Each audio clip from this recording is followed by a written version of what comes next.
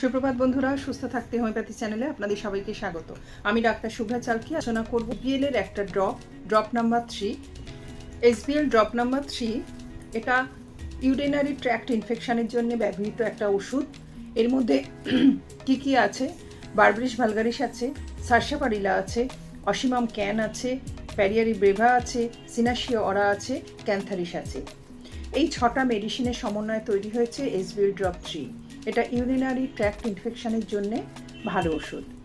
এখন প্রতিটা ওষুধে কি কি কাজ আছে সেটা বলে দিই। বারবেরিস ভালগারিস এটা কিডনিতে সোর সেন্সেশন আছে বা হালকা মৃদু ব্যথা আছে, একটা অস্বস্তিযুক্ত ব্যথা আছে, এর জন্য ব্যবহার করা হয়। সার্সাপারিলা দেওয়া আছে, এখানে ইউরিন যদি কম হচ্ছে, যখন ইউরিন পাস অথবা ইউরিন হবার আগে একটা ব্যথা থাকছে, সেরকম জায়গায় সার্সাপারিলা ব্যবহার করা হয়।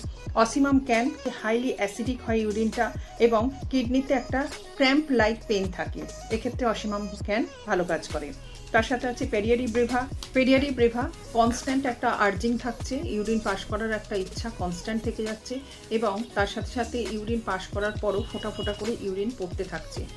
তারপরে আসছে সিনাশিয়া অরারও কনস্ট্যান্ট আর্জিং থাকে এবং খুব গাঢ় কালারের ইউরিন হয়, ব্লাডি ইউরিনও হতে পারে।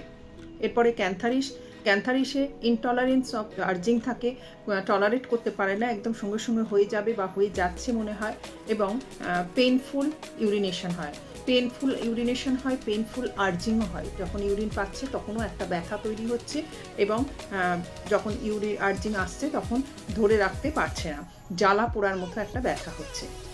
ইউটিআই এর একটা ভালো ওষুধ এসবিএল এর ড্রপ নাম্বার 3।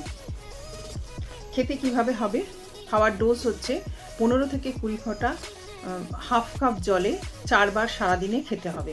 যখন আপনার কষ্ট কমতে থাকবে তখন খাওয়ার যে ফ্রিকোয়েন্সিটা এটাও কমবে এবং তার সাথে সাথে ড্রপসও কমাতে হবে।